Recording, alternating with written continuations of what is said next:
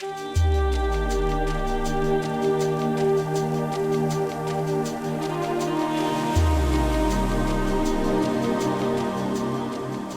it's Jennifer Harding Marlin, an attorney that works at the law firm J.H. Marlin Law.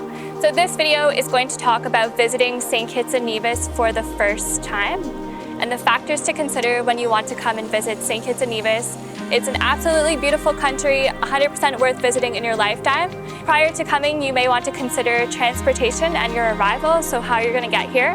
There are a variety of different airlines that offer sometimes direct flights, such as American Airlines, Delta, United, amongst many other airlines. You can also consider flying through St. Martin, the Princess Juliana Airport, which is an international hub.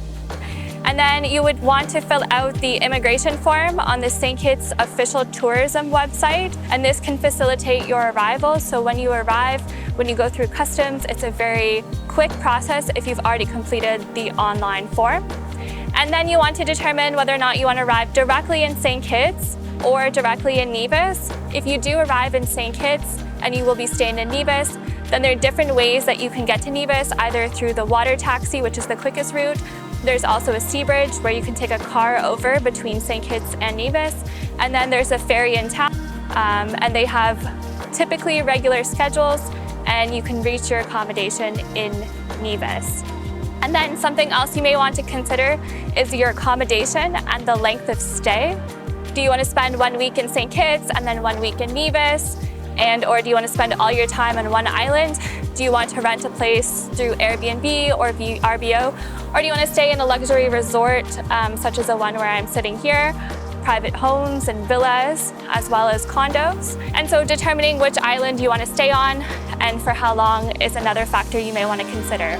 Depending on your accommodation, you may want to cook your own food and or go out to restaurants and experience the local cuisine. And there's lots of grocery stores locally, as well as fruit stands and the local market where you can pick up fresh produce.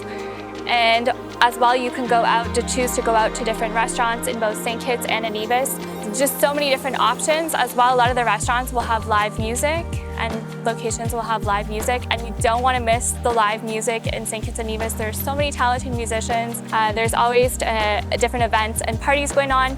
So maybe you would want to coordinate your stay around a particular event, such as the St. Kitts Music Festival and or the Nevis Mango Festival or Culturama, or any of the festivals or events such as the Nevis Cross-Channel Swim and or running events that occur on island.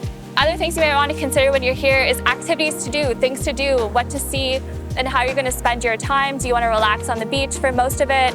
Or do you want to be on the go and, hiking the mountain in Nevis and or doing specific activities? There's hiking options in St. Kitts. There's off-roading on 4x4s. There's horseback riding.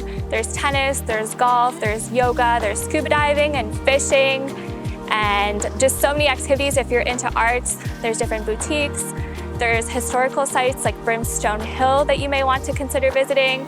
And then also determining whether or not you want to meet with people locally and who, if you would like to schedule a meeting, we'd be happy to meet with you and show you around the islands of both St. Kitts and Nevis. And if you want to conduct business, you may want to consider time for business as well as pleasure and factor that in to your stay in St. Kitts and Nevis.